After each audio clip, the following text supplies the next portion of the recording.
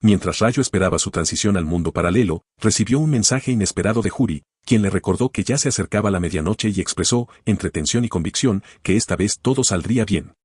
Le instó a darlo todo y le aseguró que se encontrarían vivos y victoriosos. Rayo esbozó una leve sonrisa al leer el mensaje, aunque su mente ya se orientaba hacia la siguiente fase. Desde la quinta ronda, las zonas debían fusionarse y él se encontraría con Minjuri, situación en la que permanecer a su lado era indispensable para recibir beneficios y garantizar la seguridad. Cuando el minutero marcó la medianoche, Rayo perdió el conocimiento y su conciencia fue trasladada a otro mundo. Al despertar, se percató de encontrarse en una extensa llanura, similar al escenario de la primera ronda, pero con una multitud notablemente reducida. La escasez de participantes llevó a algunos a cuestionar si realmente eso era todo, pues la última ronda contaba apenas con unos 500 supervivientes, en marcado contraste con los casi 10.000 competidores iniciales. Poco después, se presentó un ángel que, entre risas y felicitaciones, reconoció que los humanos habían sobrevivido hasta la quinta ronda. Sin embargo, sus palabras no lograron inspirar alegría, ya que muchos atribuían a los ángeles el caos que los envolvía. El ser celestial explicó que, en ese momento, había 442 supervivientes en lugar de los 521 previstos, lo que implicaba la ausencia de casi 80 competidores, y advirtió que, con poco más de 400 participantes, el juego perdía gran parte de su emoción. Posteriormente, el ángel abordó el tema de la integración territorial, explicando de manera sencilla que se trataba de fusionar territorios. Indicó que el país contaba con 875 territorios, un número que sorprendió a los presentes, aunque minimizó la importancia al compararlo con los más de 26.000 territorios de China. Asimismo, señaló que, si a cada territorio se asignaba un ángel, la cantidad de estos seres resultaba realmente impresionante.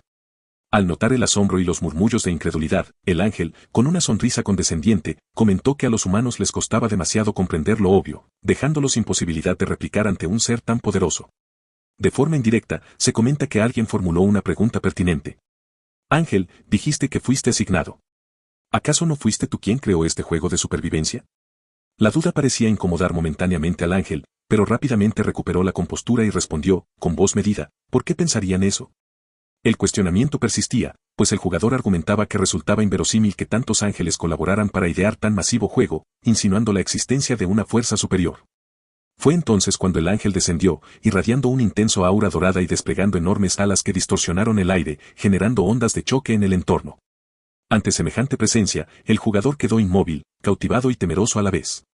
La mirada penetrante del ángel se posó sobre él y, con un gesto sutil, levantó su barbilla, obligándolo a mantener el contacto visual. Con voz serena pero cargada de advertencia, el ángel ordenó, no hagas preguntas innecesarias. Podrías pagar con tu vida. El temeroso jugador se disculpó de inmediato, mientras los demás inclinaban la cabeza, y Rayu percibió que el ángel intentaba desviar la conversación para mantener oculta cierta información.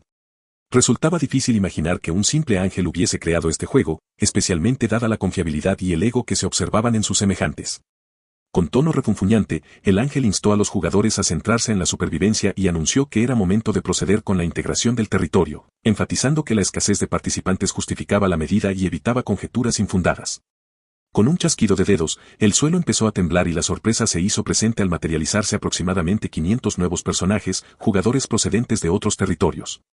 Todos se quedaron quietos, intercambiando miradas cautelosas y cuestionándose si la integración había finalizado y quiénes eran esos recién llegados.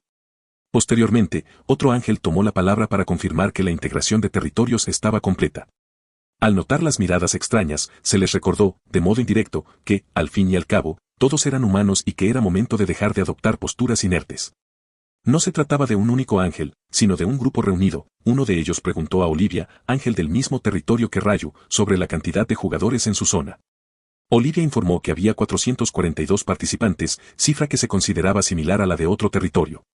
Surgió entonces el debate sobre quién debería encargarse de explicar a los humanos el funcionamiento del juego. Olivia se ofreció a hacerlo, pero otro ángel intervino, insinuando que, si alguien quería asumir esa responsabilidad, no era para impresionar a la líder ángel. Con cierto nerviosismo, Olivia rebatió de forma indirecta que tal intención no le era ajena, pero que, si otro deseaba asumirla, no tenía objeción. Ante la breve disputa, otro ángel pidió calma y sugirió que fuera Olivia quien se encargara, destacando lo agradable de su voz. Elevándose al centro del lugar, Olivia saludó a los presentes y explicó que, debido al reducido número de jugadores, se habían fusionado varios territorios. Indicó que 10 territorios se habían combinado, sumando un total de 4.144 jugadores.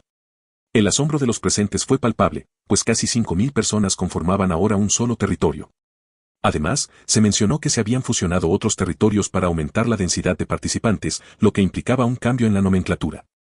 Finalmente, se anunció que este territorio pasaría a llamarse C007, compuesto exclusivamente por jugadores de Corea del Sur, información que proporcionó cierto alivio al facilitar la comunicación entre ellos. Se contaba que los jugadores albergaban la esperanza de que, con el tiempo, tendrían la oportunidad de encontrarse con competidores de otros países. Esa predicción se hizo realidad, ya que la integración territorial se reveló como un proceso recurrente. Cada vez que el número de participantes descendía por debajo de los 500, Los Ángeles continuaban fusionando territorios, y era inevitable que, en algún momento, se cruzaran con jugadores internacionales, tal como se había insinuado. Para los de Corea del Sur, ese cruce estaba programado para ocurrir cuando sus números cayeran por debajo de los 500, algo que Rayo sabía que sucedería en la ronda 11, coincidiendo con la cuarta integración territorial. Además, Rayo estaba al tanto de un juego secundario sorpresa que Los Ángeles habían preparado para esa misma ronda. Antes de revelar la misión principal, Los Ángeles decidieron celebrar la integración territorial mediante un desafío adicional. La idea era seleccionar un nuevo representante para el territorio unificado, sustituyendo a los antiguos representantes de cada territorio independiente. Para ello, se estableció que los 10 representantes territoriales existentes debían enfrentarse en un combate a muerte, en el que solo el último superviviente sería promovido a representante del territorio fusionado. Aunque la perspectiva de eliminar a sus propios compañeros causó conmoción entre los jugadores, la propuesta no generó alarma, sino cierto entretenimiento. Entre murmullos se expresó incredulidad ante la idea de tener que enfrentarse entre sí para obtener tal posición, mientras algunos mostraban una actitud desafiante y ansiosa por descubrir quién lograría emerger vencedor. Sin embargo, Rayo mantuvo una expresión imperturbable, albergando en secreto su satisfacción por lo prestigioso que resultaría ser el representante del territorio unificado. Los Ángeles, por su parte, aseguraron que, pese a tratarse de un combate a muerte, nadie moriría de forma definitiva, ya que los caídos resucitarían una vez concluido el juego. No obstante, la revelación de este nuevo desafío tomó un giro inesperado cuando se mencionaron los beneficios asociados a la posición. Se afirmó que el representante no contaría solo con autoridad de mando, sino que gozaría de un poder de dominación sobre aquellos jugadores con niveles inferiores, capacidad que superaba las limitaciones de la antigua autoridad. Aunque el uso de este poder estaría restringido a 10 ocasiones y se transferiría al asesino en caso de su caída, la idea resultó sumamente tentadora para los representantes, quienes demostraron una creciente determinación por conseguir el puesto. Antes de que diera inicio el juego extra, Los Ángeles se reunieron para deliberar sobre el futuro del territorio y la necesidad de contar también con un guía. Se comentó que, además de designar un nuevo representante, el territorio requería un ángel que lo dirigiera, puesto que ninguno parecía dispuesto a asumir esa responsabilidad voluntariamente. En medio de un silencio que hablaba por sí mismo, se abrió una breve disputa entre algunos ángeles, destacándose la ironía de la situación. Una de ellas, Olivia, se vio envuelta en la controversia al ofrecerse para el cargo, lo que provocó comentarios sarcásticos de parte de otra ángel, Priscila. La disputa se calmó rápidamente al recordarse la presencia del ángel maestro, y se plantearon propuestas para decidir el nuevo guía de manera equitativa. Entre las sugerencias se propuso que, en lugar de un sorteo basado en el azar, se utilizara el desempeño en el combate de los representantes territoriales. Una de las ideas fue que el ángel encargado del primer humano en morir fuera designado guía, como castigo. Sin embargo, Olivia objetó, proponiendo en cambio que fuese el ángel a cargo del último humano en pie quien ganara el privilegio.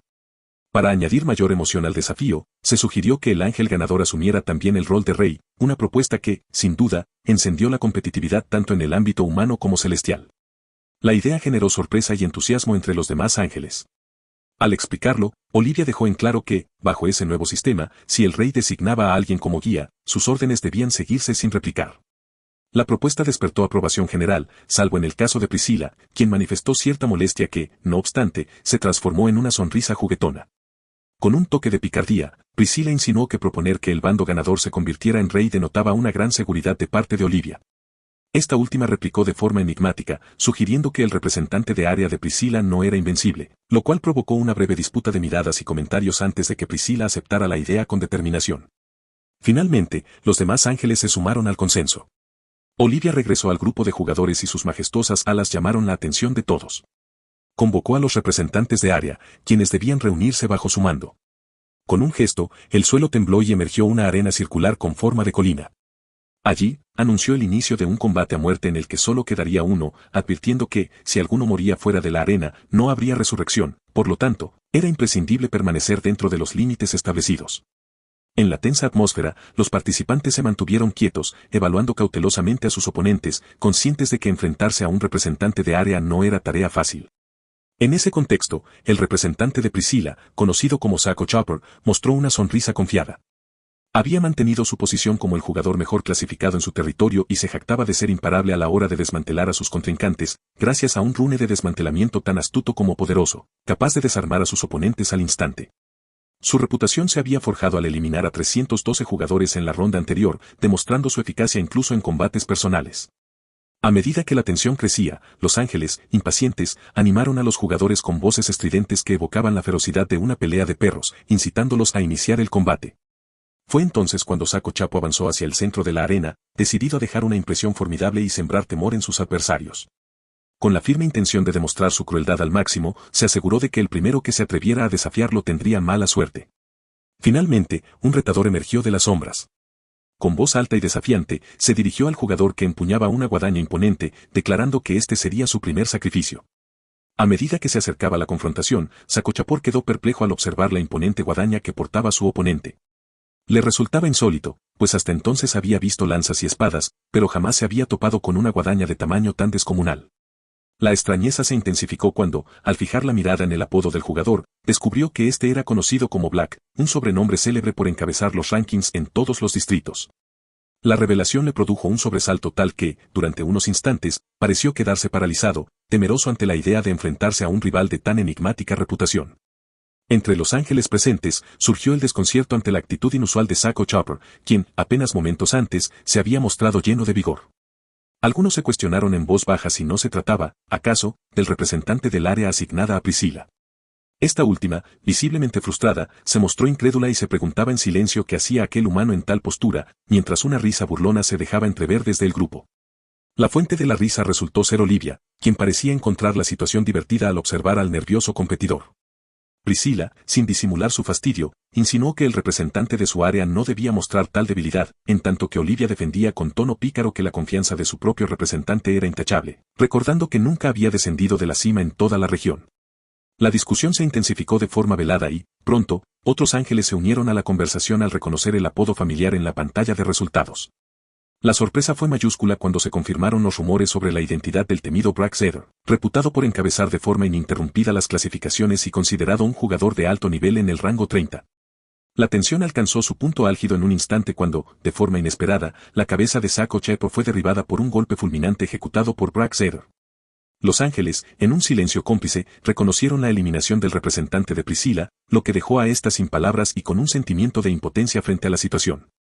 La sorpresa se transformó en temor general entre los participantes, pues todos sabían que enfrentarse a Blackseeder era enfrentarse a un rival imbatible, cuya fama se sustentaba en tres hechos innegables: su permanencia inquebrantable en la cima, su experiencia demostrada en cada encuentro y la abismal diferencia de nivel que lo hacía prácticamente invencible. En ese ambiente, Rayo avanzaba con paso firme entre los demás jugadores, cuya presencia parecía impregnada de terror. Uno de ellos se dirigió a Rayo de manera casi reverente, alabando el honor de compartir el área con el renombrado Black Nin, expresión que, lejos de conmover, solo intensificaba la mirada carmesí y decidida de Rayo, quien no se detenía ni siquiera ante tal adulación. Ante la situación, un jugador se atrevió a interponer palabras para entablar conversación, a lo que Rayo respondió guardando su arma y aguardando lo que aquel quisiera decir. El interlocutor, dirigiéndose a Los Ángeles, manifestó su intención de no enfrentarse a Black y, de forma inesperada, anunció su rendición. Ante semejante actitud, los otros representantes, en un gesto coordinado, decidieron imitar la acción. La reacción de Los Ángeles no se hizo esperar, mostraron su frustración y amenazaron con severas consecuencias para cualquiera que optara por rendirse, haciendo hincapié en la irreversibilidad de la muerte fuera de la arena. El temor a una resurrección negada obligó a los representantes a desenvainar nuevamente sus armas, optando por enfrentar a Black en lugar de sufrir una derrota definitiva. Mientras la tensión crecía, se escuchaba en el ambiente una mezcla de desafío y resignación. Uno de los representantes, hablando en nombre del grupo, sugirió que, a pesar de ser 8, quizá aún existían oportunidades. Con cautela, comenzaron a rodear a Black, reduciendo poco a poco la distancia. Fue en ese preciso instante cuando Rayu, con una sonrisa desdeñosa, comentó en voz baja que, por muy numerosas que fueran las hormigas, seguían siendo hormigas, mostrando así una seguridad inquebrantable. No obstante, la burla no pasó desapercibida. Un representante, enfurecido, criticó la actitud despreocupada de Rayu, recordando que, aunque su nivel era alto, ellos también gozaban de respeto en sus territorios. Pronto, atacaron a Rayu, pero este se mostró siempre un paso por delante, esquivando cada embestida gracias a su capacidad para anticipar los movimientos enemigos. Con rapidez letal, contraatacó y, en un abrir y cerrar de ojos, logró quebrar cuellos y hacer estallar vasos sanguíneos de varios oponentes, hasta que los 8 representantes cayeron inertes. Un silencio sepulcral se apoderó de la arena, tanto entre ángeles como entre humanos, reflejando la abismal disparidad de nivel. No pasó mucho tiempo antes de que un ángel anunciara que Blacksad había salido vencedor y, en consecuencia, ordenara tratar a Olivia, el ángel asignado a Blacksad, como reina por un tiempo. La mención de su nombre provocó que Priscilla esbozara una mueca de desagrado, acusando a Olivia de haber manipulado la situación a su favor. Olivia, con tono frío y seguro, recordó que la apuesta había sido aceptada por todos y que, sin su advertencia, algunos habrían acabado en la humillante bolsa de contención, un castigo degradante reservado para los ángeles que fallaban en su deber. La amenaza fue suficiente para hacer retroceder a Priscilla, quien, a regañadientes, se vio obligada a aceptar la designación. Poco después apareció un mensaje ante los jugadores anunciando que el jugador Black se había coronado como el nuevo representante del área unificada ACCS-007. Mientras tanto, Ryu, manteniendo una aparente indiferencia, revisó su ventana de habilidades y descubrió que había obtenido la dominación de habilidad temporal. Esta nueva destreza le permitía emitir órdenes de control sobre otros jugadores hasta 10 veces sin afectar a aquellos de nivel superior y se diferenciaba de la autoridad de mando habitual por su capacidad para usarse sin importar la clase de trabajo del objetivo. Consciente del poder que ahora tenía en sus manos, Ryu decidió aprovechar la oportunidad para resucitar a los jugadores caídos. Una intensa luz se desató en la arena y en un instante casi milagroso los 8 representantes decapitados volvieron a la vida, dejando a uno de ellos perplejo al recordar vívidamente el momento en que había perdido la cabeza. El Lionel anunció con voz inmutable que todos los representantes habían perecido a manos de Blacksad, proclamando a este como el nuevo representante unificado del área. Con la designación cumplida, la autoridad de representación sobre los jugadores resucitados se retiraría, aunque se les aseguró que siempre existirían nuevas oportunidades para reclamar el puesto. Sin embargo, el ambiente estaba cargado de descontento, pues enfrentar a Blacksad se presentaba como un reto semejante a intentar conquistar una fortaleza inexpugnable. Fue entonces cuando Priscilla tomó la palabra para declarar que, ahora que el juego extra había concluido, era el momento de dar inicio a la misión principal. Al hacerlo, ante los ojos de los presentes se materializó una ventana de misión que los transportaba al próximo capítulo de su travesía. La misión señalaba ronda 5-300 orcos por persona en 10 horas junto con la recolección de 4 piedras del equilibrio. La información adicional incluía el área actual, el número de participantes, los triunfadores incluso expresado en cifras que resultaban desconcertantes y una recompensa marcada con un signo de interrogación. Ante la propuesta, algunos jugadores se mostraron incrédulos, no podían comprender cómo era posible derrotar a 300 orcos y se lamentaban por la escasa cantidad de triunfadores. La paciencia de Priscilla se vio comprometida por tales quejas y en tono autoritario cuestionó si la baja cantidad de triunfadores era motivo de ingratitud, insinuando incluso la posibilidad de reducirla aún más. Tras un silencio colectivo continuó explicando que si bien las rondas anteriores habían sido fáciles, en esta se había elevado el desafío al disminuir el número de triunfadores. Un jugador sin contener su escepticismo cuestionó la dificultad real de abatir a 300 orcos considerando que en los juegos los orcos solían ser meros obstáculos. La respuesta de Priscilla fue seca y enigmática, aseguraba que la verdadera dureza se haría evidente con la experiencia sin dar mayores explicaciones. Otro participante aprovechó para preguntar acerca de las misiones secundarias y el misterio que envolvía la recompensa marcada con un signo de interrogación. Priscilla aclaró que a diferencia de rondas previas, en esta ocasión las misiones secundarias se harían públicas aunque la recompensa se mantendría en secreto. Entre murmullos Ryu comprendió que se trataba de la codiciada runa del equilibrio, una de las 18 runas esenciales destinadas a la submisión. Determinada a obtener un beneficio real, Ryu se convenció de que aunque capturar 300 orcos parecía sencillo en comparación con acumular 4 piedras del equilibrio, tarea nada fácil, el número limitado de jugadores que cumplirían las condiciones favorecía a quienes se habían preparado meticulosamente. Consciente de que probablemente solo él, gracias a una previa optimización de sus estadísticas, podría cosechar verdaderos beneficios de la runa, Ryu reflexionó sobre la estrategia mientras Priscilla retomaba la explicación. La submisión consistía en recolectar 4 piedras del equilibrio dispersas por la zona y quien las reuniera obtendría de forma inmediata la recompensa secreta, aunque solo un humano podría alcanzar tal gloria. Ante la sorpresa de algunos jugadores que preguntaron si en caso de que las piedras fueran colectadas por diferentes individuos la submisión fracasaría, Priscilla respondió con una sonrisa maliciosa que sí, pero que en ese caso se podrían arrebatar las piedras a otros jugadores mediante el combate. Así la competencia se asemejaba a la lucha por el escaño del representante, pero con la diferencia de que en esta ronda la muerte no garantizaba una revancha, una vez eliminado el jugador quedaba fuera definitivamente. Priscilla instó a los jugadores a dejar de lado la conciencia y la moralidad, recordándoles que durante la 4ª ronda ya se había practicado este tipo de eliminación sin remordimientos. Poco después apareció un mensaje del sistema que indicaba el tiempo restante hasta el final de la ronda, 9 horas con 59 segundos. Con cada segundo que la ventana de progreso marcaba, Ryu tomó la decisión de actuar sin demora. Mientras recorría la zona con paso decidido, Ryu se recordó a sí mismo las palabras del ángel: aunque las submisiones tenían su encanto, las misiones principales tenían prioridad y la velocidad era la clave para obtener las mejores recompensas. La ayuda de Minjuri podía esperar, pues este ya había sido advertido sobre los orcos y la estrategia consistía en actuar en solitario para marcar récords, ya que eliminar a 300 orcos sin necesidad de buffs resultaba una tarea sencilla. A medida que Ryu avanzaba sin interferir en los movimientos de otros jugadores, se oyeron comentarios en tono de alivio y sorpresa. Algunos expresaron haber respirado con satisfacción al verlo pasar, mientras otros admitían haberse sobresaltado por su repentina determinación. Surgió entonces un debate entre los jugadores. Unos se preguntaban si debían acompañar a Ryu en su arriesgada carrera, mientras que otros advertían sobre la posibilidad de caer bajo el dominio de Blacksad, temido por sus despiadadas decapitaciones. La conversación se tornó en una especie de dilema estratégico. Algunos sugerían que sin duda cualquier objetivo perseguido por Blacksad debía tener gran importancia, pues siempre lograba asegurar el primer puesto. Otros con cierto temor se preguntaban si el simple hecho de seguirlo podría resultar en un riesgo mayúsculo incluso a distancia. Finalmente, después de momentos de vacilación y discusión, se llegó a un consenso. Varios jugadores, reuniendo coraje, optaron por seguir a Ryu desde una distancia segura, convencidos de que la audacia de Blacksad y su inquebrantable determinación eran garantía de éxito, aunque también de peligro. Así, a regañadientes, decidieron unirse al periplo, conscientes de que en ocasiones la valentía individual podía inclinar la balanza de la supervivencia. Si disfrutaste este video, deja un like y un comentario, y no olvides suscribirte.